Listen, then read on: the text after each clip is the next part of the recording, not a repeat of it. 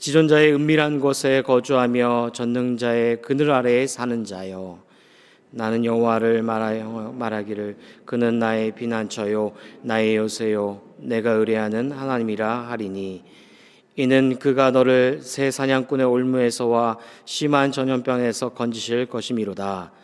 그가 너를 그의 깃으로 덮으시리니 내가 그의 날개 아래에 피하리로다. 그의 진실함은 방패와 손방패가 되시나니, 너는 밤에 찾아오는 공포와 낮에 따라드는 화살과 어두울 때 퍼지는 전염병과 밝을 때 닥쳐오는 재앙을 두려워하지 아니하리로다. 1000명이 내 왼쪽에서 10,000명이 내 오른쪽에서 엎드러지나 이 재앙이 내게 가까이 하지 못하리로다. 오직 너는 똑똑히 보리니 악인들의 보응을 내가 보리로다. 내가 말하기를 여호와는 나의 피난처시라 하고 지존자를 너의 거처로 삼았으므로 화가 내게 미치지 못하며 재앙이 내 장막에 가까이 오지 못하리니, 그가 너를 위하여 그의 천사들을 명령하사 내 모든 길에서 너를 지키게 하심이라. 그들이 그들의 손으로 너를 붙들어 발이 돌에 부딪히지 아니하게 하리로다. 내가 사자와 독사를 밟으며 젊은 사자와 뱀을 발로 누르리로다. 하나님이 이르시되 그가 나를 사랑한즉 내가 그를 건지리라. 그가 내 이름을 안즉 내가 그를 높이리라. 그가 내게 간구하리니 내가 그에게 응답하리라. 그들이 환난 당할 때에 내가 그와 함께하여 그를 건지고 영화롭게 하리라. 내가 그를 장수하게 함으로 그를 만족하게 하며 나의 구원을 그에게 보리라 하시도다. 아멘. 사람들은 저마다 안전지대를 갖기를 원합니다. 그렇죠. 우리가 이것은 의식하든 의식하지 못하든 저마다 사람들은 나를 지켜줄 무언가를 찾게 되고요. 그리고 각자 다른 방식으로 그 안이 안전하다라고 여기며 살아가게 됩니다. 그럼 저는 오늘 본문에서 인생의 가장 안전한 지대가 어딘가, 그 안전지대를 본문 속에서 말하고 있지 않은가 생각하게 됩니다. 오늘 시편 91편의 말씀은요, 누가 썼는지 그리고 언제 쓰여졌는지에 대해서 정확하게 기록이 되어 있지 않은 것을 우리가 알 수가 있습니다. 그런데 이를 두고 다양한 학자들이 추측하게 되어집니다. 어떤 학자들은 이스라엘 백성들이 광야를 지날 때 그런 광야 시대 가운데서 이 본문의 말씀이 쓰여졌다라고 보는 사람도 있고, 어떤 사람들은 남유다가 멸망 후에 성전 파괴 후에 이 본문의 말씀이 쓰여졌다라고도 보고도 합니다. 또한 그와 같은 상황 그리고 위기 속에서 이 본문이 그렇게 쓰여질 것이다 라고 보게 되어진다라는 것이죠. 때문에 우리가 이 말씀이 언제 쓰여졌는가, 누가 쓰여졌는가에 대해서 분명하게 알 수는 없지만, 중요한 것은 무엇이냐면 이 말씀 속에서 이 담고 있는 분위기가 어떠한 분위기 속에서 쓰여졌는가라는 것을 보여주고 있다라는 것입니다. 여러분, 오늘 본문 속에서 나온 단어들을 가만히 보십시오. 이런 단어들이 나옵니다.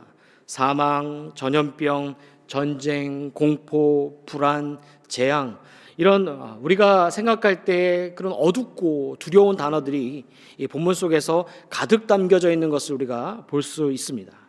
여러분, 이 모습을 통해서 우리가 분명히 알게 되어지는 것은 무엇입니까?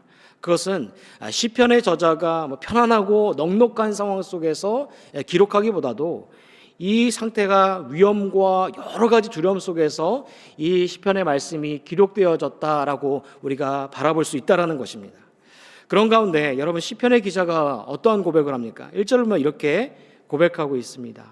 지존자의 은밀한 곳에 거주하며 전능자의 그늘 아래에 사는 자여. 여러분, 시편의 기자가 뭐라고 고백합니까? 시편의 기자는 전능자의 그늘 아래 사는 자여라고 고백하고 있습니다. 여러분, 놀라운 고백이지 않습니까? 여전히 환경은요 두렵습니다. 상황은 바뀌지 않았습니다. 그런데 시편의 기자가 고백하는 것은 자신의 상황을 고백하는 것이 아닙니다. 자신의 상황과 환경은 두려움과 어려움과 재앙과 여러 가지 핍박 속에 있지만, 그러나 자신의 환경을 고백하기보다 자신이 어디 아래 있는가, 그것을 전하고 있다라는 것입니다. 어떻게 전하고 있느냐면 전능자의 그늘 아래 사는 자여 고백하고 있습니다. 여러분, 그렇습니다. 중요한 것은 우리가 삶을 살아갈 때 상황과 환경을 아예 배제할 수는 없지만 그것이 전부가 아니다라는 것을 우리가 본문의 말씀을 통하여서 바라볼 수 있다라는 것입니다. 그런 상황과 환경을 바꾼다고 해서 편하고 안전하고 안전지대이다라고 말할 수 없다라는 것이죠. 예전에 어떤 분이 제게 이런 말씀을 하신 적이 있었습니다. 목사님, 제가 다른 회사를 옮기면은 좀 편안하고 넉넉할 줄 알았는데 가보니까 더 징글징글한 상사를 만났어요. 이런 말씀을 제게 하신 분이 기억이 납니다. 여러분, 그렇습니다. 우리가 환경을 바꾸면은 문제가 사라질 것 같지만요, 문제가 사라지지 않을 때가 많습니다. 상황을 바꾸게 되어지면은 더 넉넉한 삶으로, 편안한 삶으로 살아갈 것 같지만 여러분, 문제는 상황을 바꿔도 환경을 바꿔도 어디에도 비슷한 문제가 존재하고 그보다 더 넘은 그런 문제와 환경을 우리가 만날 때가 있다라는 것입니다. 그렇다면 여러분, 인생에서 가장 안전한 지대는 어디인가? 그것은 상황과 환경을 매번 바꾸기보다도 내가 어느 자리에 있는가, 어느 자리에 서 있는가가 중요한 것을 오늘 본문의 말씀을 통하여서 바라보게 된다라는 것입니다.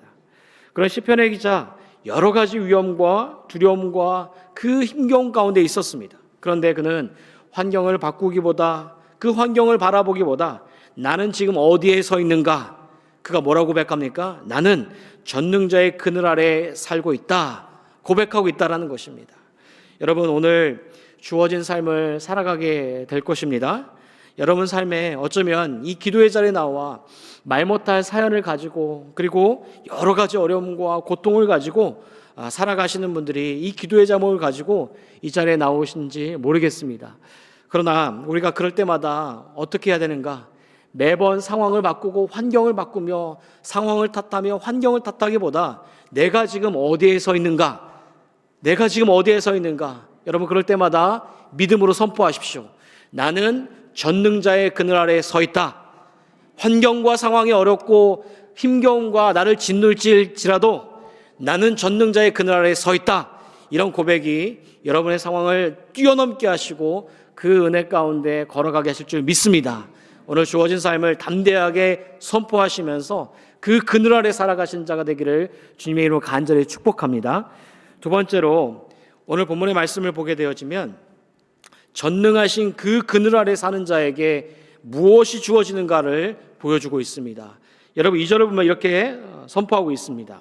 나는 여호와를 향하여 말하기를 그는 나의 피난처요 나의 요새요 내가 의뢰하는 하나님이라 하리니.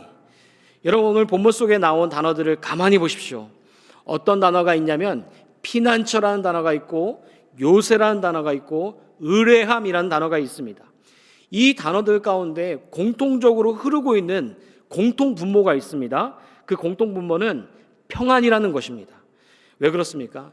여러분, 피난처가 있다는 것은요, 더 이상 쫓기지 않는다는 것입니다. 내 피난처 가운데 쫓기지 않고 그 안전한 것을 말하는 것입니다. 요새가 있다는 것은 무엇이냐면 더 이상 무너지지 않는, 나를 보호해주는 그 요새가 있다는 것을 말하고 있다는 것입니다. 여러분, 의뢰할 대상이 있다는 것은 무엇입니까? 더 이상 방황하지 않고 누구에게 물어볼 수 있고 그 조언을 얻을 수 있는 그 대상, 그 의뢰할 대상이 있다는 것입니다. 피난처, 요새, 그 의뢰할 대상 가운데 공통분모로 흐르고 있는 것은 다른 것이 아니라 평안이다라는 것입니다. 여러분, 인생을 살아가다 보면은 왜 불안하게 되어지는가?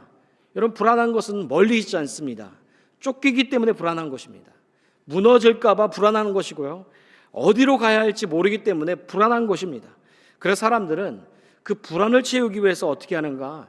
끊임없이 무언가를 붙잡고 끊임없이 무언가를 찾으려 할 때가 참 많다라는 것입니다.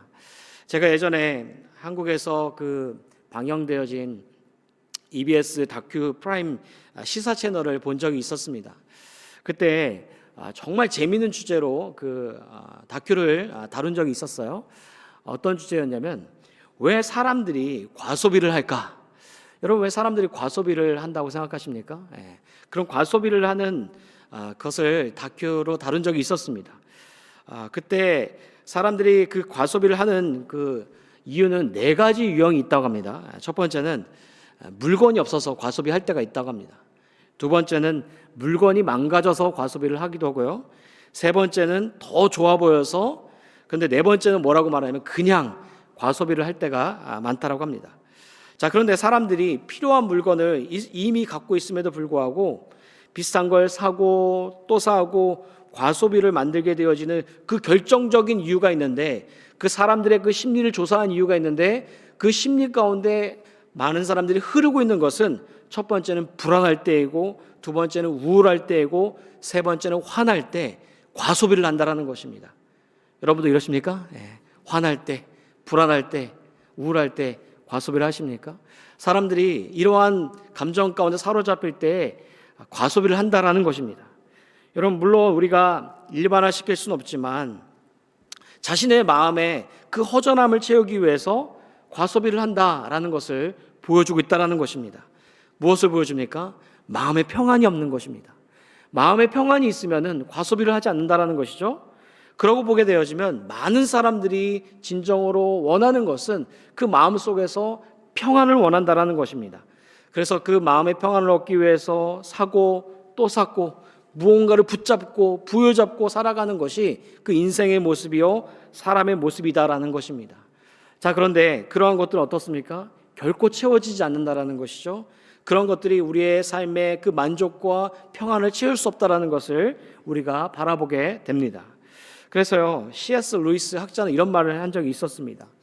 우리가 바라는 모든 대상들은 그저 깨어진 장난감이요, 우리가 살아가는 이 시대 속에서 부여잡고 평안을 누리길 원하는 그 대상들은 마치 깨어질 장난감처럼 여겨둔다라고 말한 적이 있었습니다.